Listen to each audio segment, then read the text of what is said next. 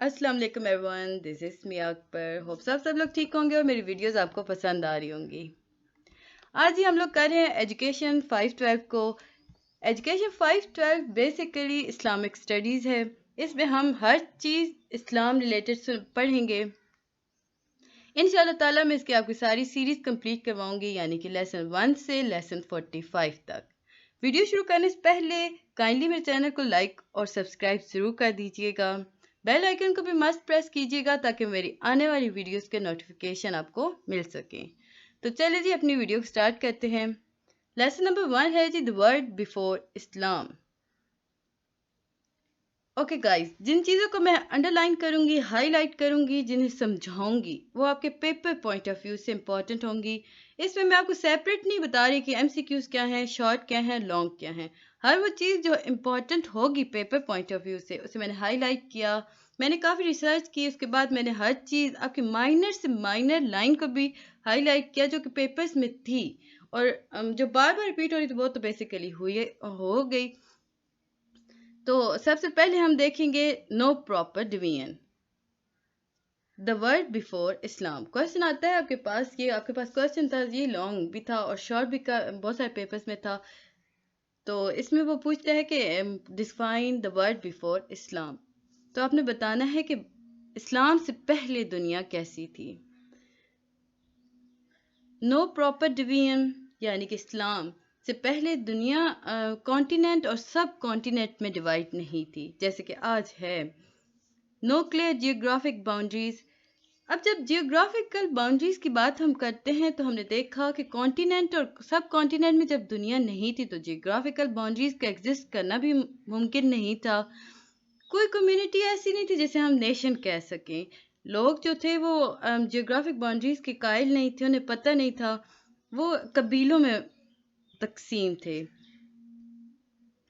उनके दरमियान जब वो कबीलों में तकसीम थे, यानी कि हम कह सकते हैं कि जब उनके वो नेशन एज अ नेशन खुद को नहीं साबित कर रहे थे तो वो उनके दरमियान एक इंटरस्टेट रिलेशन भी प्रोड्यूस नहीं हो रहा था। तो हम कहेंगे कि since there was no properly defined states, hence there was no concept of mutual cooperation and benefits. तो ये अगर आपके पास 5 मार्क्स का क्वेश्चन आता है तो आप उसमें ये लिख देंगे। सेकंड जो टॉपिक है, टॉपिक 002, अरब बिफोर इस्लाम। अरब कैसे थे इस्लाम से पहले। शुरू में हमने देखा कि दुनिया कैसी थी इस्लाम से पहले। अब हम एक स्पेसिफिक कंट्री की तरफ बढ़े। अरब अरब इस्लाम से पहले कैसा था। ऑफेंसिव एटीट्यूड थे। जब हमने बात की कि कोई कम्युनिटी नहीं थी, कोई सब कॉन्टिनेंट नहीं था, लोग एक दूसरे के साथ इंटरेक्ट नहीं कर रहे थे, तो हमने देखा कि अरब में भी यही हालात थे। ऑफेंसिव एटीट्यूड थे जी उनके। अब उनके पास इंटरेक्शन जो नहीं था लोगों के पास, वो छोटी छोटी बातों पे लड़ाइयाँ शुरू कर देते थे। तो इग्नोरेंस भी रखा करते थे, यानी कि वो लोकली बाउंड जो नहीं थे, तो इस वजह से वो एक दूसरे के साथ इंटरेक्ट नहीं कर सकते थे। यही बात हम लोग शुरू से बता रहे हैं कि इंटरेक्ट नहीं हो रहा था। तो आप अगर आपको ज़्यादातर इसमें याद नहीं रहता तो आप 2 लाइनें तो बिल्कुल रट लेना कि आप जो भी आप लिखेंगे उसमें ये सारी चीज़ें आप लाजमी लिखेंगे। Due to lack of vision and broader social interaction, people had local wisdom only. और इसके साथ आप लिखेंगे they have no interaction with better people than them. इसमें there was no education, आप हर लाइन में लिख सकते हैं एजुकेशन की कमी की वजह से लोग एक दूसरे के साथ इंटरेक्ट नहीं कर पा रहे थे। कॉन्स्टेंट फाइट्स हो रही थी, छोटी छोटी बातों पे वो लड़ाइयाँ शुरू कर दिया करते थे। ट्राइबल सिस्टम था, यानी कबीलों के हिसाब से लोग जिया करते थे। कोई लॉ नहीं थे, लोग अपनी ही मर्जी के लॉ बनाते थे, अपनी ही मर्जी की रवायात को लेके चला करते थे। इसके बाद है जी टॉपिक 3, एजुकेशन। जब हम एजुकेशन की बात करते हैं तो जब हमने बात की कि लोगों को कुछ भी अपने बारे में नहीं पता था, वो आसपास के लोगों के साथ अच्छे तरीके से इंटरेक्ट नहीं करते थे, तो इसकी एक ख़ास वजह ये भी थी कि उनके पास एजुकेशन नहीं थी। उस टाइम पे एजुकेशन सिस्टम नहीं था, कोई इंफ्रास्ट्रक्चर नहीं था, कोई फॉर्मल एजुकेशन नहीं थी। हर ट्राइब के अपने एथिक्स थे और अपने कल्चर्स थे। याद रखिए, हर ट्राइब के जो थे ना अपने एथिक्स थे और अपने कल्चर थे। جب میں ایتھکس اور کلچر کی بات کر رہی ہوں تو ہم بات کرتے ہیں کہ ہم دیکھتے ہیں کہ ہر ٹرائب جب اپنے ایتھک اور کلچر اپنی روایات کو لے کے چلتے تھے تو ان کے اپنی ہی سسٹم ہوا کرتے تھے، اپنے لاز ہوا کرتے تھے، وہ اپنی ہی مرضی سے رہا کرتے تھے، ان کے ٹریڈیشنز الگ ہوتے تھے، ان کے کسٹمز الگ ہوتے ہیں، وہ مختلف ورشپ کیا کرتے تھے، یعنی ان کی عبادتیں بھی مختلف ہوتی تھیں، وہ مختلف چیزوں کو عبادت کیا کرتے تھے۔ اب جب ہم عبادت کی بات کر رہے ہیں تو ہم دیکھتے ہیں کہ وہ آئیڈلز ورشپ تھے۔ یہ وہ ورشپرز ہوتے ہیں جو کہ چاند، سورج، آگ، پانی اور بہت مختلف ساری چیزوں کو پوجا کرتے تھے، ان کی عبادت کیا کرتے تھے۔ اب اس ٹائم پہ اس ایرا میں لوگ آسمانی کتابوں کو بھول چکے تھے۔ جب ہم دیکھتے ہیں کہ اسلام سے پہلے دنیا کو تو بہت ساری ایسی چیزیں تھیں جن کے اندر لوگ آسمانی کتابوں الہامی کتابوں کو بھول چکے تھے، انہیں نہیں پتا تھا کہ کیا ہوتا ہے اور کیا نہیں، وہ اپنی ہی مرضی سے چل رہے تھے، اپنے رولز بناتے تھے، اپنے لاز بنایا کرتے تھے اور ان پہ عمل کیا کرتے تھے۔ ٹاپک 5 ہے جی لیڈرشپ۔ جب ہم لیڈرشپ کی طرف بڑھ رہے ہیں تو ہم دیکھتے ہیں کہ کوئی خاص کنسیپٹ نہیں تھا لیڈرشپ کی، وہ لوگ چنا نہیں کرتے تھے کہ کون سا بہترین لیڈر ہے یا کسی بھی لیڈر کے اندر کیا خصوصیات ہونی چاہیے، بس وہ ایک قبیلے کا ایک سردار مقرر ہو جاتا تھا، جو زیادہ پاورفل ہے وہ سردار بنا دیا جاتا تھا، تو وہ اپنی ہی مرضی کے رولز بنایا کرتا تھا۔ یہی بات یہاں پہ بتائی گئی کہ ٹرائبل سسٹم ڈومینیٹ کیا جاتا ہے، کوئی الیکشن وہاں نہیں ہوتے، تو یہ ساری چیزیں تھیں۔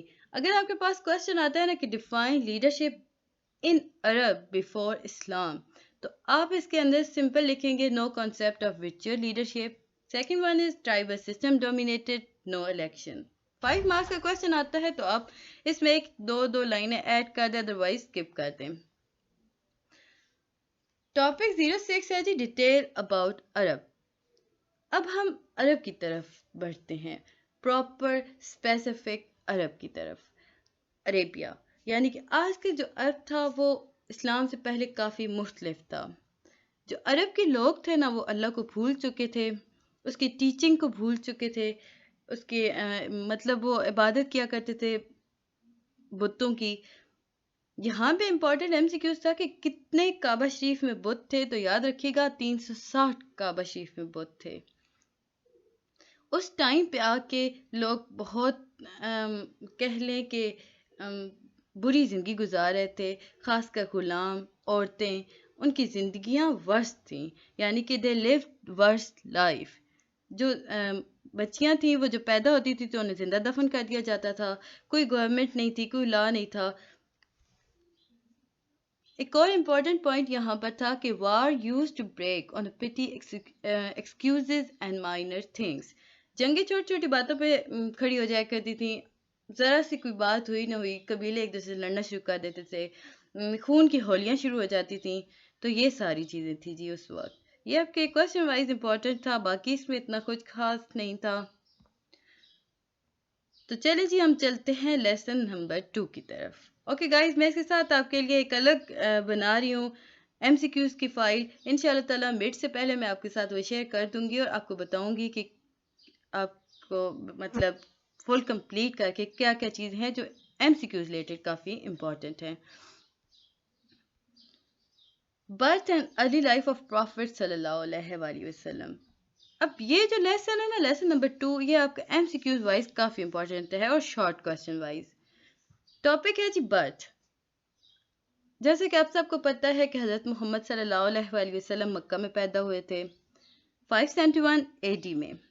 اچھا، ایک اور امپورٹنٹ بات ہے، یہاں ہمیں ڈیٹ آف برتھ میں تھوڑا سا ڈفرینس ملتا ہے۔ کچھ کہتے ہیں لوگ 9 ربیع الاول میں وہ پیدا ہوئے تھے، پر زیادہ تر لوگ کہتے ہیں 12 ربیع الاول۔ تو ہم کہیں گے کہ 12 ربیع الاول اور 9 ربیع الاول میں ڈیٹ آف برتھ ہے، یعنی ڈفرینس ہے۔ آپ کے یہ ایم سی کیوز آ سکتا ہے کہ ڈفرینس کیا تھا اس میں، تو 9 اور 12 کا ڈفرینس آتا ہے۔ حضرت محمد صلی اللہ علیہ وآلہ وسلم قریش کے قبیلے سے تھے۔ اس قریش کے قبیلے یا ان کی فیملی کو بنو ہاشم کہا جاتا تھا، جس فیملی میں وہ پیدا ہوئے تھے۔ حضرت محمد صلی اللہ علیہ وسلم کے فادر کا نام عبداللہ تھا اور مدر کا نام آمنہ تھا، اور وہ یتیم پیدا ہوئے تھے. جیسے کہ ہم سب جانتے ہیں، یہ وہ باتیں ہیں جو کہ ہر انسان کو پتہ ہوتی ہیں بینگ اے مسلم، کہ حضرت محمد صلی اللہ علیہ وسلم کے والد کی ڈیتھ کب ہو گئی تھی، ان کی مدر کی ڈیتھ کس طرح ہوئی تھی. بٹ آگے چلتے جائیں گے جیسے جیسے ہم یہ ساری چیزوں کو مزید ڈیٹیل میں دیکھتے جائیں گے. اب دیکھتے ہیں جی ڈریم آف پروفٹ صلی اللہ علیہ وآلہ وسلم مدر. حضرت آمنہ کو کیا خواب آیا تھا؟ حضرت آمنہ بہت زیادہ خوش تھیں. اب ان کی خوشی کی وجہ ایک یہ بھی تھی کہ انہوں نے خواب میں دیکھا تھا کہ ان کا جو بیٹا، یا انہیں دکھایا گیا تھا خواب میں کہ ان کے ہاں ایک بیٹے کی پیدائش ہوگی جو کہ پوری عالم انسانیت کا حکمران ہوگا، رول کرے گا، اور اس کا نام رکھا جائے گا جی محمد صلی اللہ علیہ وآلہ وسلم. اس کے بعد ہے جی رضاعت. رضاعت مین وہ رضائی step father, step mother, step brother and sister. جیسے کہ ہم سب جانتے ہیں کہ مکہ میں یہ ایک رواج تھا کہ بچوں کو ایک دائیاں پالا کرتی تھیں، یا فاسٹر پیرنٹس پالا کرتے تھے. مختلف آس پاس سے عورتیں، گاؤں سے عورتیں آیا کرتی تھیں، وہ بچوں کو لے جایا کرتی تھیں اور انہیں ان کی پرورش کیا کرتی تھیں. حضرت محمد صلی اللہ علیہ وسلم کی 4 بہن بھائی تھے جو اسٹیپ، یا یوں کہہ لے کہ 4 رضائی بردرز اینڈ سسٹرز.